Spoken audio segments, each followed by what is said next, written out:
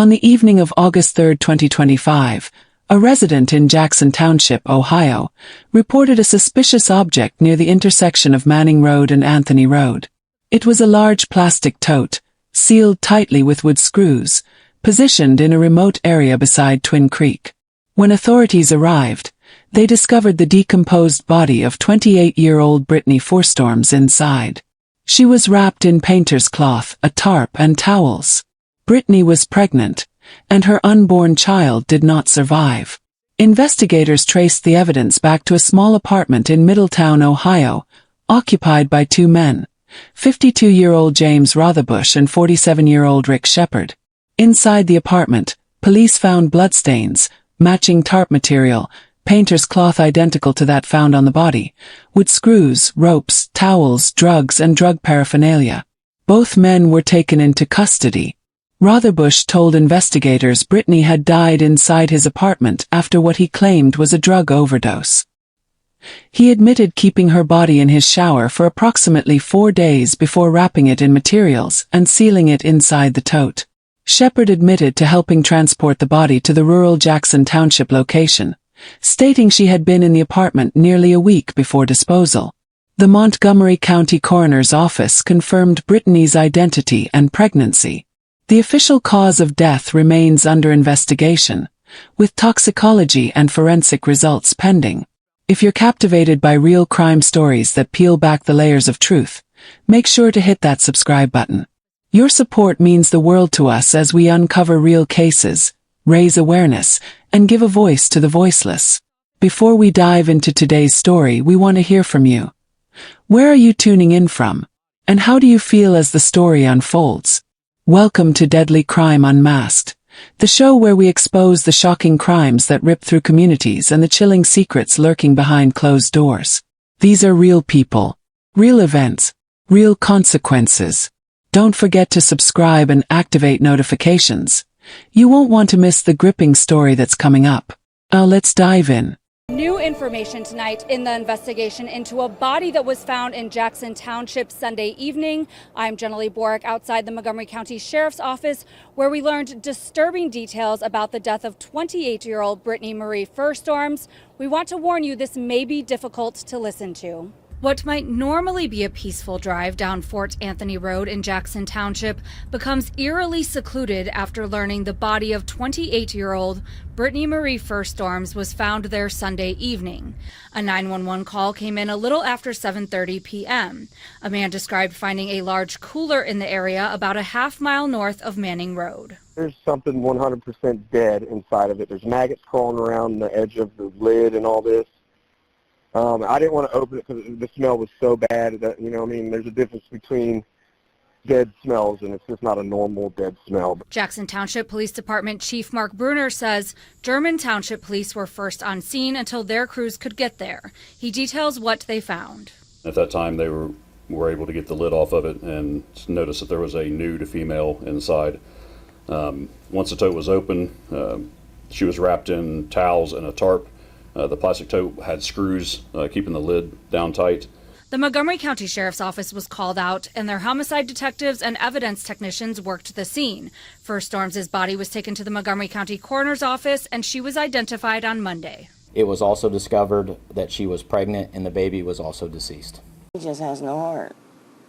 No empathy whatsoever. Roxy Lee said she knows subject James Rothenbush. She talked with News Center 7 about the crime police believe he committed. Who does that? Sunday night, hikers called 911 after finding a plastic tote in the woods in Montgomery County. It's something dead in there, man. I ain't opening it. Inside that tote, police found the body of pregnant 28-year-old Brittany Fuhr-Storms. They say she was naked, wrapped in a cloth with a blue tarp, and the tote's lid was sealed with screws. On Tuesday, police arrested James Rothenbush and Rick Shepard in connection with her death. Both claim Fuhr-Storms died of an overdose and admitted to moving her body. Police executed a search warrant on Rothenbush's Middletown apartment where police believe she died. Roxy Lee lives nearby and told us she's not used to seeing police. You don't see this on this road. Our road is so quiet. Brittany Fuhr-Storms was a 28-year-old woman residing in Franklin, Ohio, at the time of her death. She was born and raised in the area and maintained strong ties to her community. Brittany attended and graduated from Carlisle High School, a local institution where she was known among classmates and faculty. After finishing her education, she initially worked in manufacturing positions, a common employment path in the region. Over time, she shifted her focus toward her family and household responsibilities. Her place of residence was within Franklin, a small city in Warren County. Brittany was reported to have lived in the area for most of her life, except for brief stays in neighboring communities. Brittany's marital status was not publicly confirmed in official police statements, but she was known to have had long-term relationships and was a mother at the time of her death. She had 2 living children and was pregnant with her 3rd child. According to public records and local sources, her close family included her parents, siblings, and a twin brother. She was known to have co-parenting arrangements with at least one previous partner. In the months leading to her death, she was acquainted with individuals later connected to her disappearance and death, including James Rotherbush and Rick Shepard. Brittany's daily routine consisted primarily of childcare, personal errands, and interactions with her social circle. She maintained a presence on social media platforms where she occasionally shared updates, photos, and personal reflections. Her known social circle included friends from Franklin and Middletown, as well as acquaintances from her manufacturing work and extended family.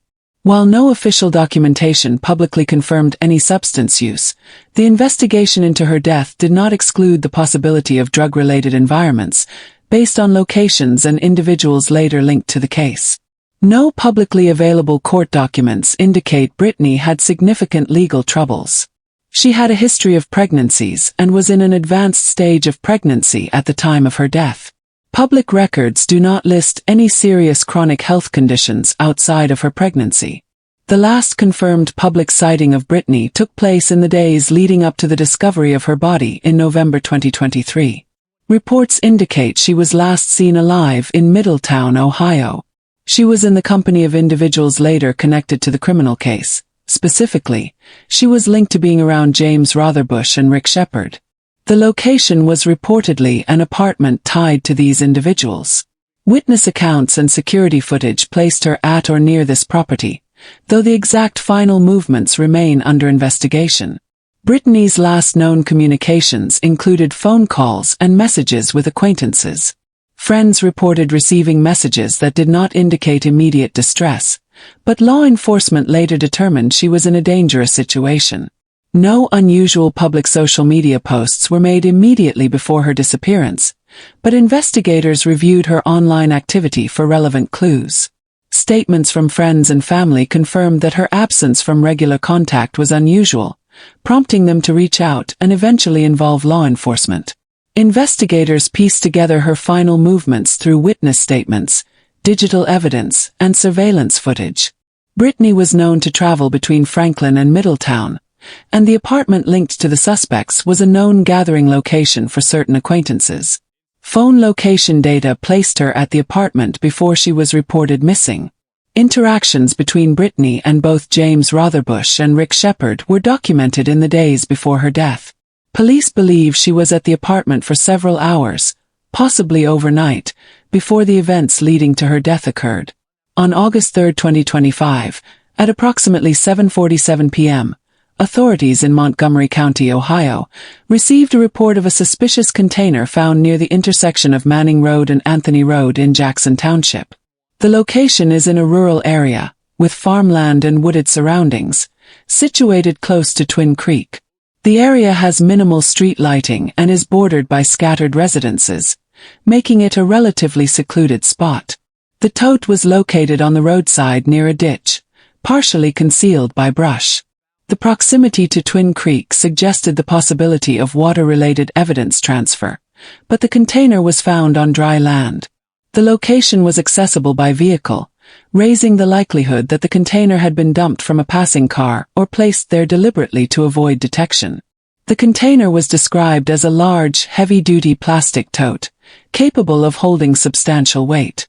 The lid was sealed with multiple wood screws, indicating that whoever placed the body inside intended to secure it tightly. Inside, investigators found multiple layers of concealment, A painter's cloth, a tarp, and towels were used to wrap and cover the remains. The layering suggested an attempt to contain fluids and odors during decomposition. The body inside showed advanced decomposition, indicating it had been there for some time before discovery. Environmental factors such as summer heat and humidity may have accelerated the process. The tote was discovered by a local resident who noticed the container while driving past the intersection. The individual initially believed it might contain discarded household materials, but contacted authorities after seeing signs that the tote had been tampered with. Deputies from the Montgomery County Sheriff's Office were first on scene, followed by detectives and crime scene technicians. The area was cordoned off, and photographic documentation was carried out before any handling occurred. The tote was carefully removed from the roadside and transported intact to a secure facility for controlled opening under forensic supervision. Investigators wore full protective gear to prevent contamination.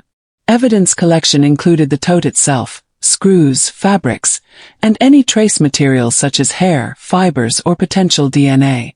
Soil samples from beneath and around the tote were also collected.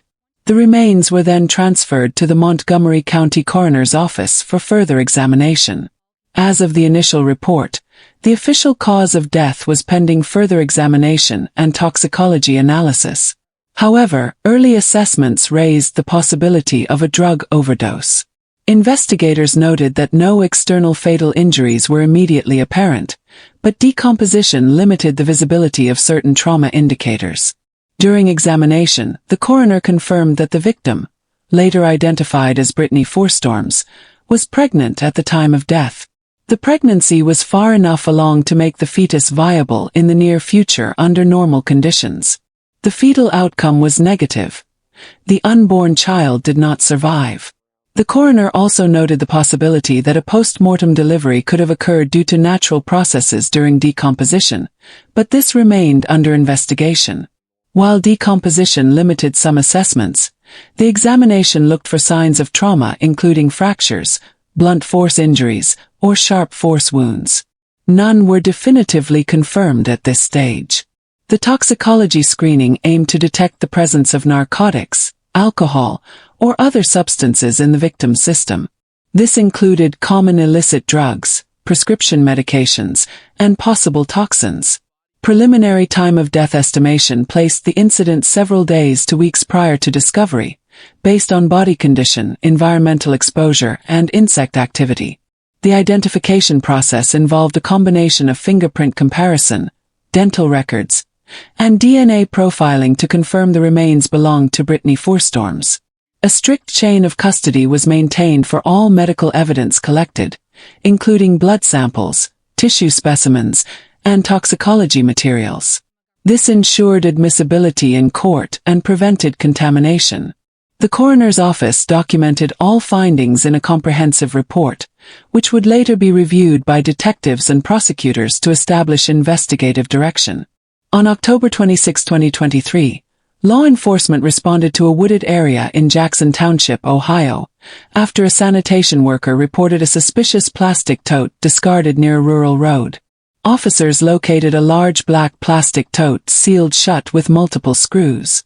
A blue painter's cloth and a green tarp were wrapped around it. The tote emitted a strong odor, prompting investigators to treat the location as a potential crime scene. A forensic team arrived to conduct a full on-site examination.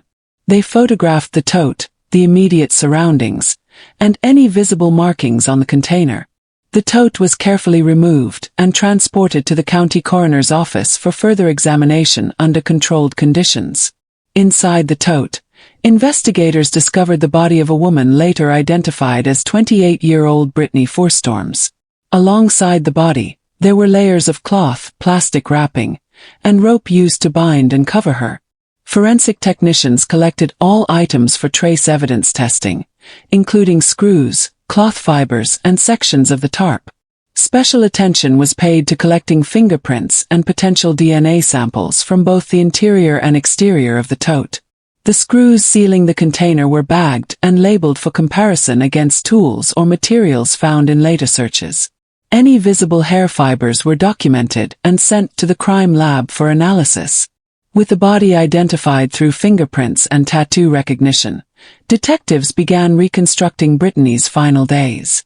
They subpoenaed her recent phone records, which revealed calls and text messages exchanged in the days prior to her death.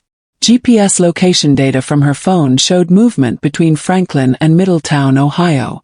Witness interviews were conducted with individuals in both cities. In Franklin, acquaintances confirmed seeing Brittany shortly before her disappearance. In Middletown, a neighbor reported seeing her enter a Madison Avenue apartment building but did not see her leave.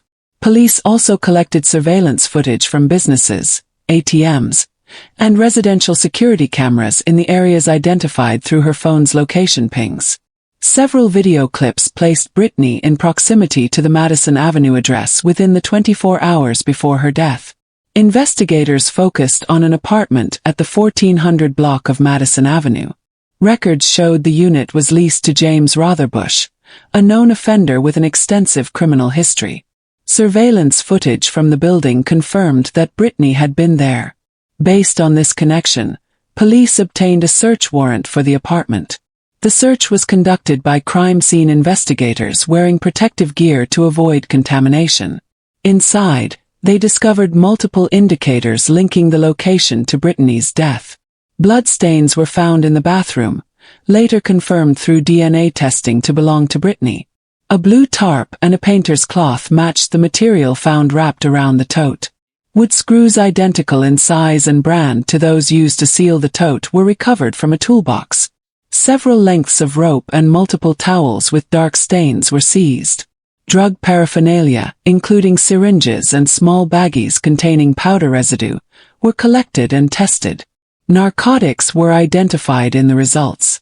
All items were catalogued, photographed, and sent for forensic examination. During questioning, Rotherbush admitted Brittany had died in his apartment. He claimed she suffered an overdose and that he attempted to revive her using CPR and administering Narcan. He stated she did not respond and died shortly afterward. Rotherbush told police he kept her body in the apartment shower for about 4 days before deciding to dispose of it. He described sealing her remains inside the tote and covering it with tarp and cloth before moving it from the apartment. In a separate interview, Shepard admitted to assisting in the transportation and disposal of Brittany's body. He confirmed that she died in Rotherbush's apartment, stating it was from an overdose. Shepard said the body remained in the apartment for nearly a week before being placed in the tote. He then helped move it to the wooded area in Jackson Township where it was later found.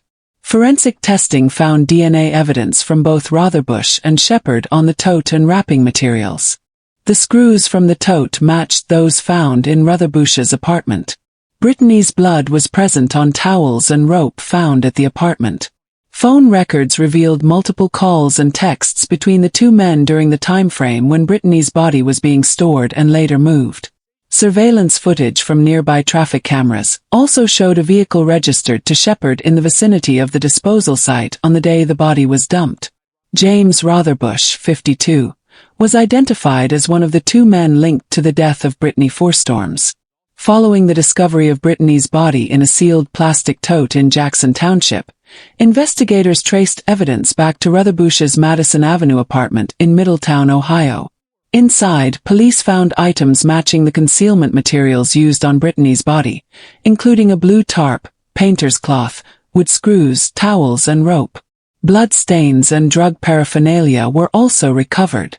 After questioning, Rotherbush admitted that Brittany died inside his apartment.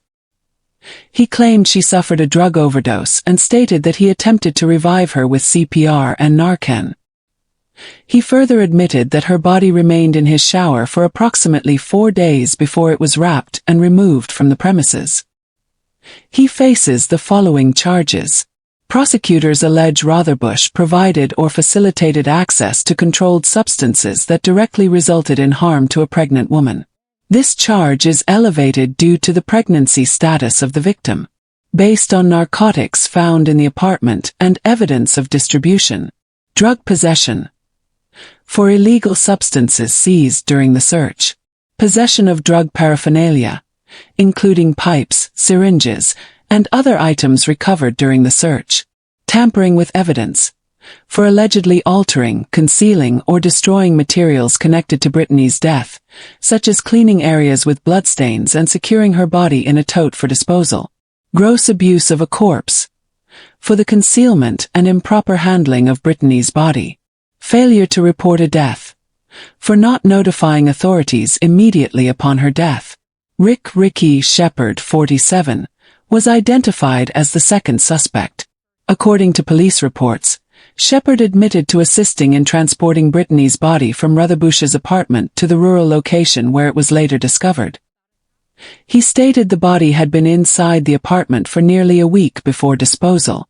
His charges are gross abuse of a corpse, for participating in moving and concealing Brittany's remains, tampering with evidence, for involvement in removing, transporting, and disposing of the body to hinder the investigation. Bond was set at a high amount due to the seriousness of the charges, the pregnancy-specific drug charge, and his criminal history. His case falls under Butler County jurisdiction for charges connected to Middletown and Montgomery County for charges connected to where the body was found. Rutherbush's initial arraignment took place in Middletown Municipal Court. He is scheduled for subsequent hearings in both counties, with proceedings expected to be transferred to Common Pleas Court for formal indictment. Shepard's bond is comparatively lower but still significant, reflecting the felony nature of the corpse abuse and tampering charges. His arraignment occurred in Butler County due to his role in transporting the body from Middletown. Like Rutherbush, his case is moving toward Common Pleas Court for indictment. Prosecutors are expected to use forensic evidence to establish the timeline and manner of Brittany's death. This includes toxicology results, the condition of the body, and physical evidence found in the apartment and at the dump site. Even if the defense claims an accidental overdose, the prosecution can argue that the concealment of the body and the delay in reporting the death indicate criminal intent to obstruct justice. This charge is central to the case against Rutherbush. If prosecutors can prove he knowingly supplied or facilitated access to drugs for Brittany while she was pregnant, the charge carries enhanced penalties. Witness testimony, text messages, or other communications may be used to support this claim. Items recovered from Rutherbush's residence, matching the materials used to wrap and store Brittany's body, form a direct physical link between the suspects and the crime. DNA, fingerprints, and forensic matching of screws, cloth, and tarp will be presented to show deliberate concealment. The defense is likely to argue that Brittany's death was unintentional and solely the result of a self-administered drug overdose. They may claim Rutherbush attempted life-saving measures and that his actions afterward were poor decisions made out of fear rather than intent to commit further crimes. For the most serious charges, such as corrupting another with drugs, the defense may attempt to prove there was no direct intent to harm Brittany or her unborn child. They might argue that there is insufficient proof Rutherbush supplied the drugs she consumed. The defense could question the accuracy of time-of-death estimates due to the body's decomposition. They may also dispute whether all items recovered from the apartment were directly connected to the crime or were pre-existing possessions. At this stage, the charges ensure both suspects face significant prison time if convicted. The combination of pregnancy-specific drug charges, multiple felony counts, and the physical evidence linking the apartment to the disposal site creates a complex case that will likely involve forensic experts, witness testimony, and detailed cross-examination. The next procedural steps will involve grand jury indictments, pre-trial motions, and possible plea negotiations. The prosecution's case depends heavily on the final coroner's report, while the defense may focus on creating doubt about the chain of events and Rutherbush's role in Brittany's final hours. On August 3, 2025, local news outlets in Montgomery County and the Dayton metropolitan area issued their first alerts. Headlines reported a decomposed body found inside a sealed plastic tote near Manning and Anthony Roads in rural Jackson Township. These alerts included basic facts. Time of discovery, 7:47 p.m., location, and law enforcement confirmation that the body was transported to the coroner's office for identification. Within 24 hours of publication, televised news crews conducted interviews in the surrounding neighborhoods, focusing on rural residents near Twin Creek. Witnesses described noticing a police presence near the road, but provided no sightings of suspicious vehicles or individuals. Several residents expressed surprise that no one reported unusual activity earlier, citing the typically quiet, rural character of the area. The Montgomery County Sheriff's Office issued formal statements the same evening. These included confirmation of the body found in a sealed tote using wood screws, and advice to the public to avoid the area while the scene remained active. Subsequent releases over the coming days provided updates. Confirmation the victim was pregnant, arrests made in Middletown, and charges filed against suspects James Rotherbush and Rick Shepard. Within 48 hours, a statement attributed to Brittany's immediate family was published via local news websites and social media. The family confirmed Brittany's identity, affirmed that she and her unborn child were loved and wanted, and asked the community for prayers and privacy. The statement concluded with thanks to law enforcement and medical examiners. Local coverage included comment from community leaders, township trustees, Middletown city officials, and county judges. Safety concerns were raised due to the suspected role of drug overdose in Brittany's death. Community response included discussion of substance abuse programs, naloxone access, and neighborhood watch systems. Several organizations announced plans for public forums on drug addiction prevention. Local Facebook groups, Reddit threads, and next-door boards began sharing factual information from news reports and police bulletins. Discussion threads closely tracked developments, arrests, court dates, coroner's findings. Users analyzed pacing of the investigation, possible motives, and relevance of evidence tied to the tote and apartment. Following release of Brittany's obituary, family-shared photos appeared on social media. Public figures, including pastors and community organizers, repurposed those photos in requests for justice and accountability. Hashtags such as #JusticeForBrittany and #PregnantVictim circulated widely, increasing visibility and prompting requests for information from anyone with knowledge of the case. First appearance held at Middletown Municipal Court on August 7, 2025. Charges included drug trafficking, corrupting the pregnant victim, gross abuse of a corpse, tampering with evidence, and failure to report a death. Bail was set at $250,000 unsecured bond. Next hearing scheduled for September 10, 2025. First court appearance occurred in Butler County Court on August 9, 2025. Charges included gross abuse of a corpse and tampering with evidence. Shepard was granted a $150,000 unsecured bond. His upcoming pre-trial conference is set for September 12, 2025. Prosecutors submitted motions to expand forensic testing, specifically requesting analysis of potential DNA, blood spatter matching between the tote and apartment, and accelerated toxicology reports. Defense teams filed motions seeking discovery of all evidence, including police body camera footage, dispatch logs, and coroner's intermediate notes. Defense for Rotherbush additionally petitioned for the exclusion of tangible evidence, tote lid screws, cloth samples, and tarp, as illegally obtained without a warrant. The prosecution formally introduced lab results confirming the victim was pregnant at time of death, and that the abdominal area exhibited post-mortem delivery signs. Toxicology reports revealed the presence of opioids and benzodiazepines in bodily fluids consistent with claimed overdose. Forensic analysis tied bloodstains found in the apartment to the victim via DNA matching, and screws extracted from the tote lid were linked to similar sets found in Rotherbush's garage via trace metal profiling. Provided timeline of discovery, process of executing arrest, and summary of suspects' statements. Offered factual details on victim identity confirmation, pregnancy status, and signs used to estimate time of death. Detailed collection methodology, chain of custody for physical evidence, and photographic documentation linking items from the tote to the apartment. Delivered testimony on vehicle descriptions near the disposal site and any irregular behavior noted early in August. Prosecutors leveraged taped interrogations of suspects. In Rutherbush's recorded statements, he admitted Brittany stopped breathing in his apartment, that he administered Narcan and CPR, then stored her body in the shower for 4 days before wrapping it in painter's cloth and placing it in the tote. Shepard's statement described helping transport the tote to Jackson Township and disposing of it near rural roads. Pre-trial jury selection began October 1, 2025, at the Montgomery County Courthouse.